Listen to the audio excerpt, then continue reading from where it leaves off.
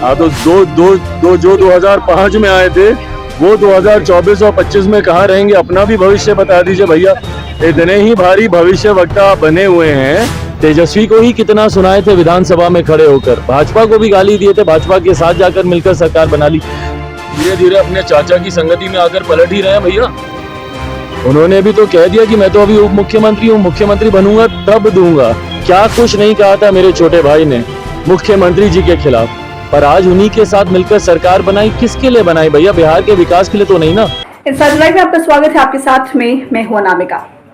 लोक जनशक्ति पार्टी के राष्ट्रीय अध्यक्ष अगर चिराग पासवान की बात करें तो चिराग पासवान एक ऐसे नेता हैं जो भी दावा करते हैं उस दावे पर कायम रहते हैं। कई बार ऐसा देखा गया है और इस बार ये कहा जा रहा है, चिराग पासवान के बारे में कहा जा रहा है। हालांकि चिराग पासवान खुद कह रहे हैं कि 2025 में बिहार में विधानसभा और 2024 में लोकसभा चुनाव में बीजेपी से गठबंधन को लेकर के साफ कह दिया उन्होंने कि मुझे गठबंधन करने की कोई भी जल्दबाजी जो है वो नहीं है। हालांकि देखिए, आपको बताएं कि चिराग पासवान को कई पार्टियों ने न्योता भेजा कि आप उनके साथ गठबंधन कर लीजिए, तेजस्वी यादव हो या फिर कोई भी और कई पार्टियों ने उनके साथ में गठबंधन करने की कोशिश की, लेकिन चिराग पासवान हमेशा ही अकेले खड़े रहे। और अब चिराग पासवान ने यह भी साफ कह दिया है कि चुनाव के समय इस बात पर निर्णय दिया जाएगा कि वो किस गठबंधन के साथ में जाते हैं और किसके साथ नहीं जाते। देखिए, बीजेपी से काफी ज्यादा नजदीकियां चिराग पासवान की इन दिनों बढ़ रही है, ऐसी चर्चा हो रही है, लेकिन इस पर भी उन्होंने साफ कह दिया है कि ऐसा कौन सा बीजेपी ने काम किया है जिसके कारण उनकी नजदीकियां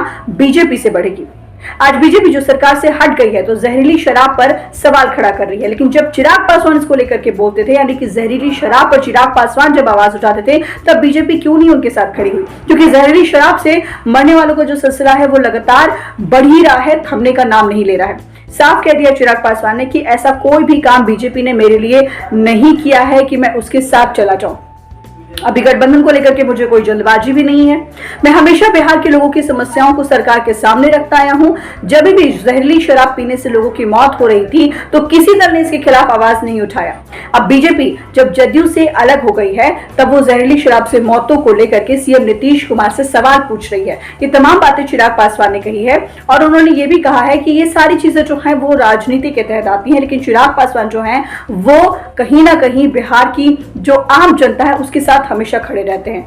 लोक जनशक्ति पार्टी रामविलास इकलौती ऐसी पार्टी रही है जो अकेले अपने दम पर चुनाव लड़कर 6% वोट लाने का काम किया था।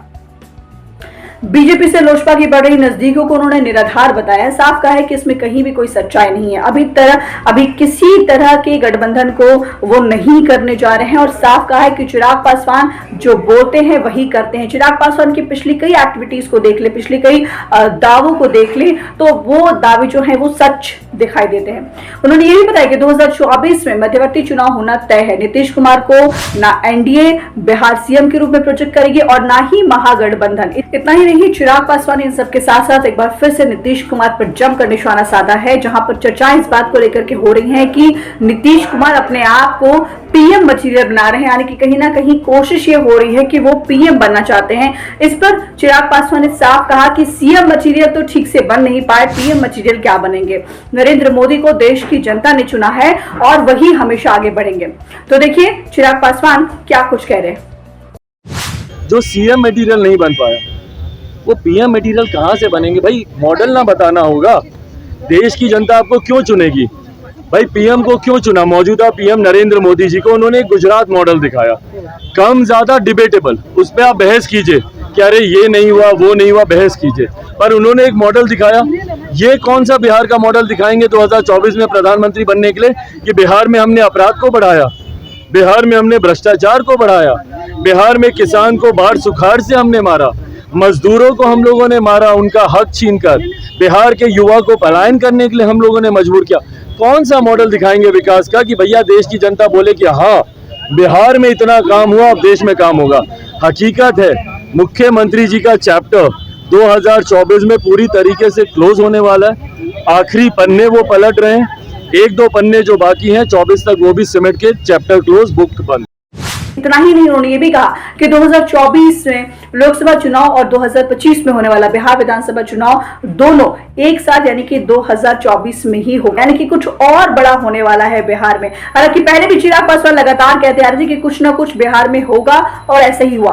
अनुमान ये लगाया जा रहा है कि नीतीश कुमार के बीजेपी बिहार में बीजेपी से गठबंधन टूटने के बाद चिराग की बीजेपी से नजदीकियां जो है वो बढ़ रही है, लेकिन चिराग पासवान इस बात को सिरे से खारिज कर दिया। उन्होंने साफ कह दिया कि ऐसी कहीं भी कोई बात नहीं है। चिराग पासवान लगातार अकेले अपनी लड़ाई लड़ रहे हैं और आगे भी उनकी ऐसी ही प्लानिंग है। हालांकि चुनाव के वक्त उन्होंने ये कह दिया है कि वो किस गठबंधन के साथ में जाएंगे ये उस वक्त ही निर्णय करेंगे। अभी उन्हें किसी भी तरह की कोई जल्दबाजी नहीं है, क्योंकि जनता का पूरा समर्थन जो है वो चिराग पासवान के साथ अभी भी है। फिलहाल इस पर में इतना ही। अनामिका को दीजिए इजाजत। नमस्कार।